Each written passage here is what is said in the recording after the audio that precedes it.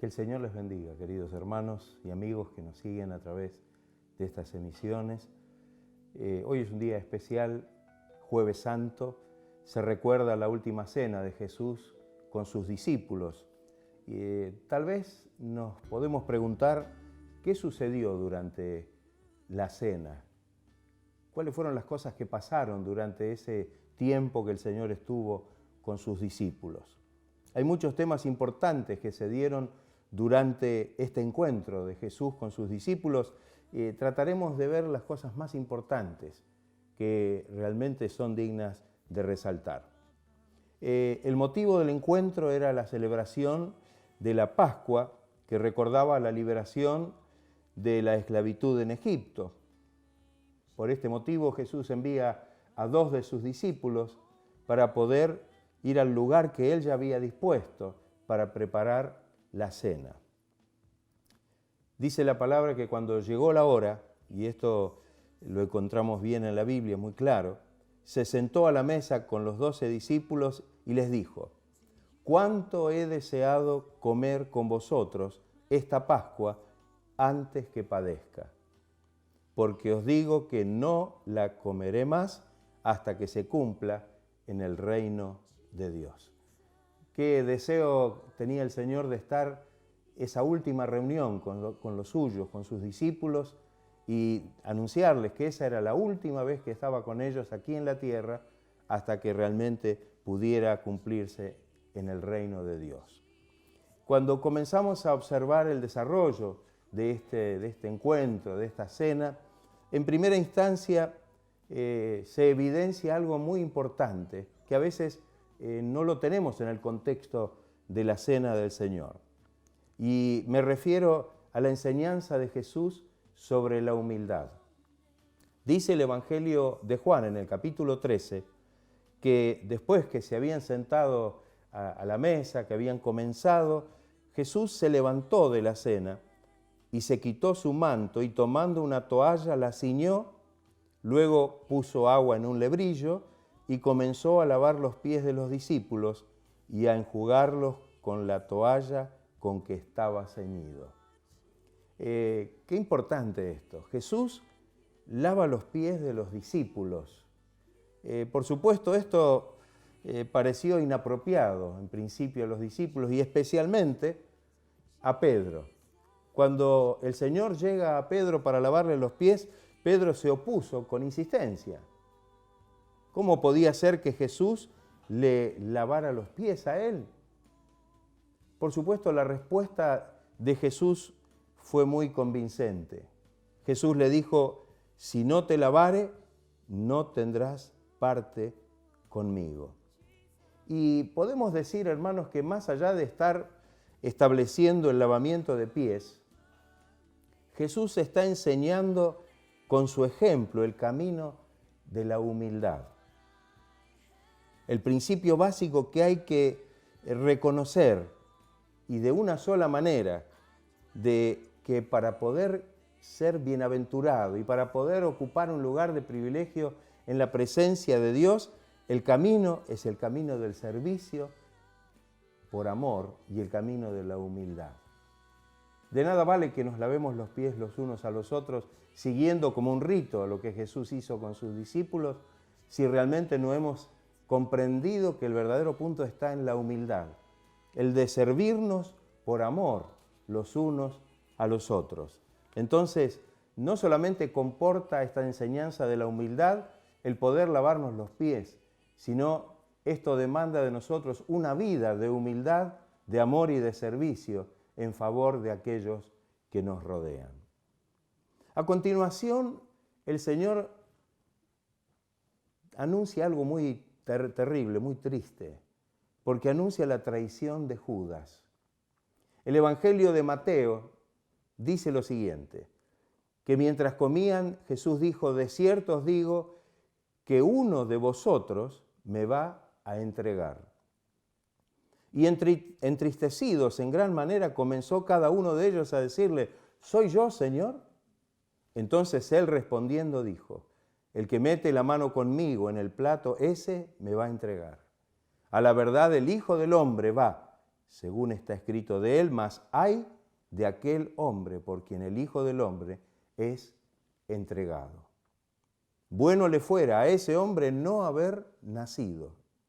Entonces, respondiendo Judas, el que le iba a entregar, dijo, ¿soy yo, maestro?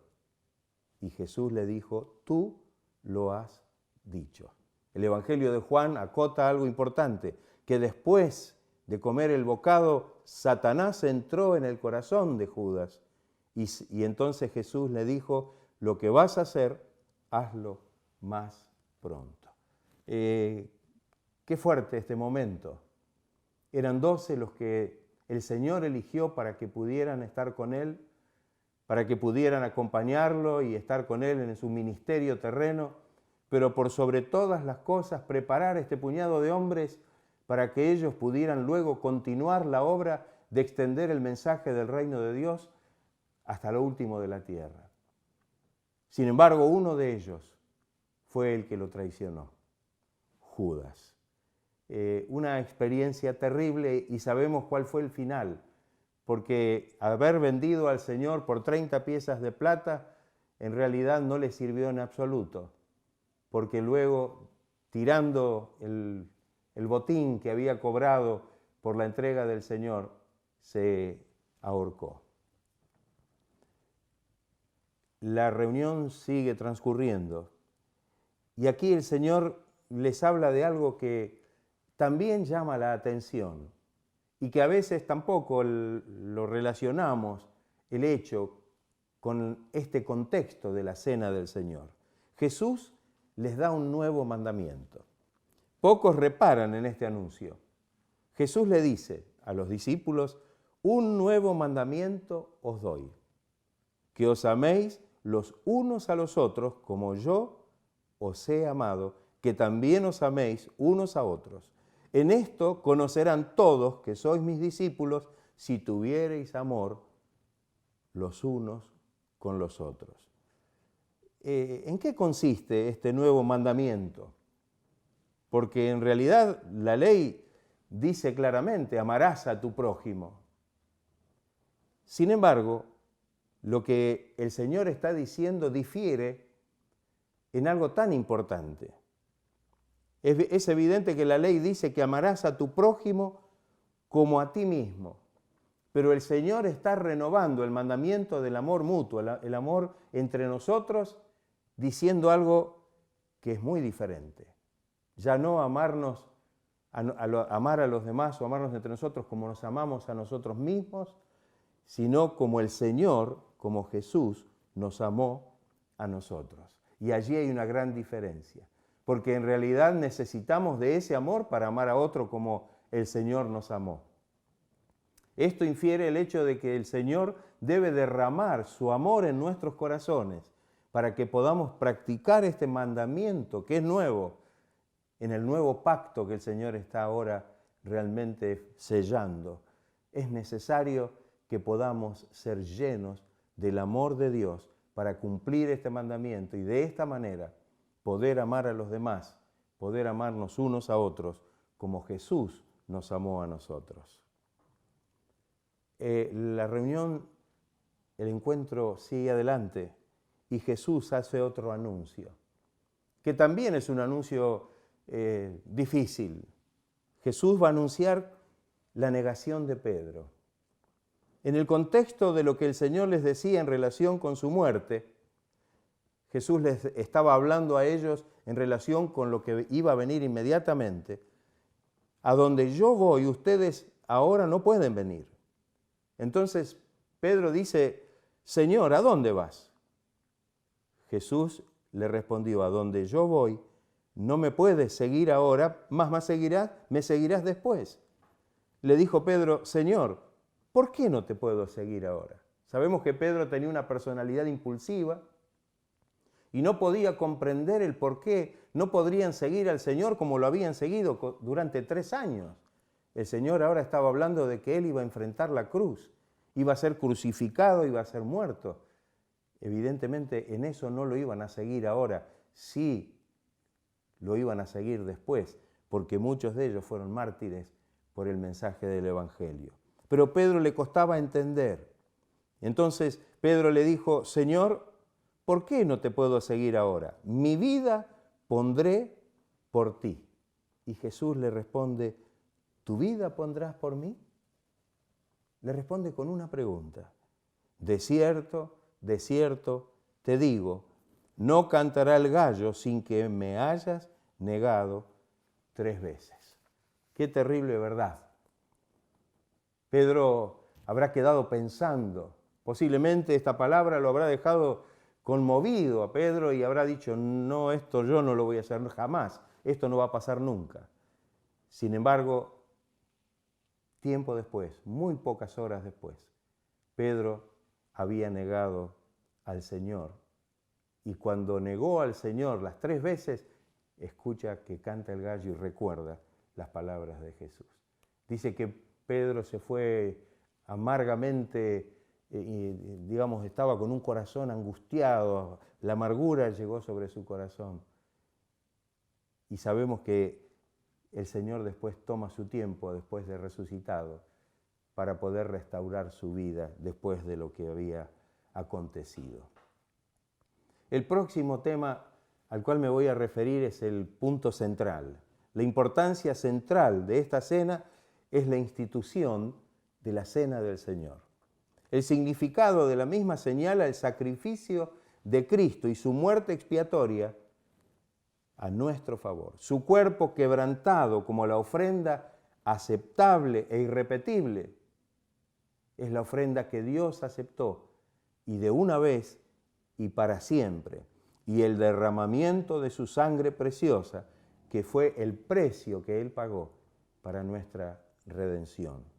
El apóstol Pablo enseña a la iglesia y explica justamente este tema de una manera muy hermosa. Cuando Pablo le escribe a los Corintios, en su primera carta, en el capítulo 11, dice, porque yo recibí del Señor lo que también os he enseñado, que el Señor Jesús, la noche que fue entregado, tomó pan, y habiendo dado gracias, lo partió y dijo, tomad, comed, esto es mi cuerpo, que por vosotros es partido. Haced esto en memoria de mí. Asimismo tomó también la copa, después de haber cenado, diciendo, esta copa es el nuevo pacto en mi sangre. Haced esto todas las veces que la bebiereis en memoria de mí. Así pues, todas las veces que comiereis este pan y bebiereis esta copa, la muerte del Señor anunciáis hasta que Él venga. Esto era lo más importante. Estaba el Señor instituyendo algo que se debía practicar y que se debía recordar hasta que el Señor venga al final de los tiempos. Y esto es lo que realmente tenía que quedar en ellos grabado. Ese pan que era partido representaba el cuerpo quebrantado y molido de Jesús allí sobre la cruz. El jugo de la vid, el vino, representaba la sangre de Cristo derramada para la remisión de los pecados. Qué importante. Y todo esto en realidad era una ordenanza, un mandamiento que el Señor dejaba para que nosotros, o aún hoy, lo sigamos respetando y celebrando hasta el día que el Señor venga. Es para no olvidarnos, para hacer memoria de cuál ha sido el precio que el Señor pagó para comprar nuestra salvación. Qué maravilloso que podamos tener este concepto claro, que podamos cada vez que tenemos la oportunidad y el privilegio de participar de esos emblemas santos, tanto del pan como del jugo de la vid, que representan el cuerpo y la sangre de Jesús, podamos hacer memoria de esa obra maravillosa, redentora, expiatoria, que el Señor hizo allí sobre la cruz. Algo que sigue a este momento de la celebración es que Jesús les promete enviar al Espíritu Santo. Está en el contexto de esta cena. Estando en el contexto de este momento tan especial, tan sagrado, el Señor les hace la promesa y les dice que no los va a dejar huérfanos, que no los va a dejar solos. En el Evangelio de Juan hay un hermoso texto que dice, si me amáis, guardad mis mandamientos. El Señor les habla con ternura, con amor. Y yo rogaré al Padre y os dará otro consolador para que esté con vosotros para siempre.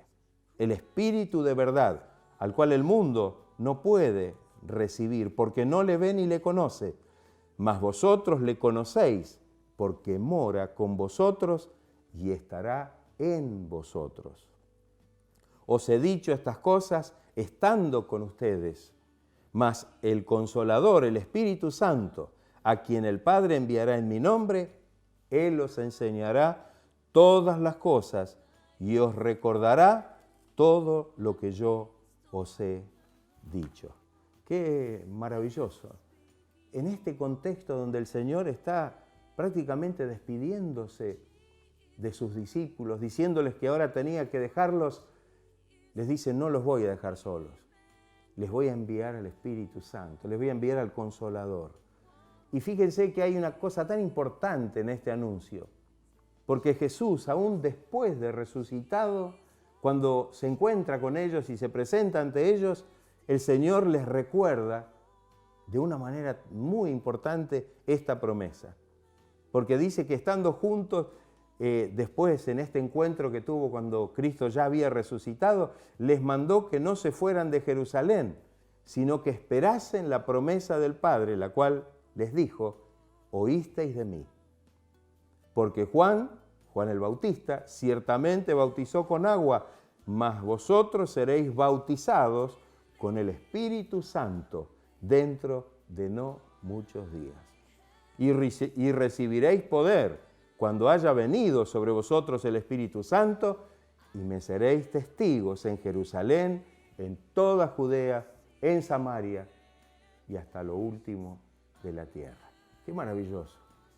Estaban recibiendo una promesa que iba a trascender el momento y los iba a preparar, los iba a ungir con un poder especial de lo alto para que ellos pudieran continuar con la obra de predicar y de anunciar el Evangelio a todo el mundo. Qué maravilloso tiempo y qué maravilloso momento. Dentro de este contexto hay otra cosa que el Señor hace en forma exclusiva, y es que les enseña cómo deben orar ahora orar al Padre a partir de ahora, a partir de este momento. Hay un texto en Juan que es tan claro, porque el Señor Jesús les dice, en el capítulo 16 de Juan está registrado este texto, en ese contexto de la cena, dice, hasta ahora nada habéis pedido en mi nombre, porque en realidad Él estaba con ellos. Pero ahora les dice, pedid y recibiréis para que vuestro gozo sea cumplido. En aquel día pediréis en mi nombre, y no os digo que yo rogaré al Padre por vosotros, pues el Padre mismo os ama, porque vosotros me habéis amado y habéis creído que yo salí de Dios. Qué hermoso esto. Una enseñanza tan importante. Por eso es que ahora nos queda esta enseñanza aún a nosotros. Que ahora cuando nosotros oramos al Padre, lo hacemos y lo debemos hacer como Jesús enseñó, en el nombre de Él. Mientras Él estaba con ellos, no hacía falta que oraran en el nombre de Él, porque Él estaba con ellos. Pero ahora que Él se iba de ellos al Padre, era necesario que ellos aprendieran a orar de esta manera, como ahora nosotros debemos aprender a orar de esta manera. Por eso es que oramos al Padre en el nombre de Jesús. No es solamente una fórmula, sino que realmente es una enseñanza que Jesús dejó. Lo siguiente que quiero mencionar es algo también muy hermoso, porque en el contexto de esta cena Jesús hace una oración que se registra en el Evangelio de Juan en el capítulo 17. Y realmente yo diría que es la oración más hermosa de la Biblia. Es la oración que Jesús hizo en el contexto de esta última cena. Hasta el versículo 8 que Juan habla acerca y de alguna manera expresa la oración de Jesús, muestra que Jesús ora en realidad por sí mismo, pues ha llegado la hora de ser glorificado, es decir, nuevamente de subir al Padre y recibir su gloria. Expresa el cumplimiento de la obra encomendada. Cuando miramos el versículo 4 de esta oración, dice, yo te he glorificado en la tierra, he acabado la obra que me diste que hiciese. Es como que Jesús está rindiendo cuentas a su Padre acerca de la obra que Él le encomendó. Y yo digo, qué maravilloso. Los primeros 8 versículos de esta oración es una relación entre el Padre y el Hijo en forma directa, y el Hijo como realmente mostrándole al Padre el anhelo y el deseo de poder estar nuevamente a su diestra. La segunda cosa que se nota en la oración, desde el versículo 9 hasta el versículo 19, es que Jesús ora por sus discípulos y ora para que sean guardados en su nombre, para que sean santificados en la verdad y para enviarlos al mundo a predicar y anunciar el mensaje del reino de los cielos. Qué maravilloso que el Señor ora por ellos. Ellos ahora no iban a contar con la presencia física del Señor, y el Señor ahora en presencia de ellos está orando al Padre por ellos para que el Señor los guarde, para que el Señor los bendiga, para que el Señor los santifique, para que este mismo Dios los envíe como instrumentos de bendición para anunciar a este mundo el mensaje del Evangelio. Otra parte de la oración, del versículo 20 en adelante, es una oración que el Señor hace por todos los que han de creer en Él, por la palabra de ellos. Hasta nuestros días llega esta oración, porque a partir de la divulgación de la palabra primeramente por medio de los discípulos que ya eran los apóstoles, esa palabra nos ha llegado hoy a nosotros, a través de los años, a través de los siglos. Así que esta oración podemos decir que nos sentimos incluidos en ella, que Jesús también está orando por los que luego íbamos a creer en Él, en Jesús, por este bendito mensaje y por esta bendita palabra. El Señor dice en los versículos 22 y 23, la gloria que me diste, yo les he dado, para que sean uno, así como nosotros somos uno, yo en ellos y tú en mí, para que sean perfectos en unidad, para que el mundo conozca que tú me enviaste y que los has amado a ellos, como también a mí me has amado. Fíjese que la oración de Jesús por todos los que van a creer en Él, por la palabra, es la oración por la unidad en el Espíritu. Una unidad por la cual el Señor ora en ese contexto. Es una oración que tiene un alcance, fíjense ustedes, hasta nuestros días y hasta que el Señor vuelva, que Él desea y anhela que podamos ser una sola cosa, guardar una unidad perfecta entre nosotros y en relación también con el Padre y con el Hijo. Por último, el Señor en esta oración pide por aquellos que son de Él, que puedan estar donde Él está. Mire qué petición maravillosa. Señor, a esto que me has dado, yo quiero que estén en el lugar donde yo estoy. Esta fue una promesa que el Señor les hizo. En el capítulo 14, versículo 3 dice, y si me fuere y os preparare lugar, vendré otra vez y os tomaré a mí mismo, para que donde yo estoy, vosotros también estéis. ¡Qué maravilloso!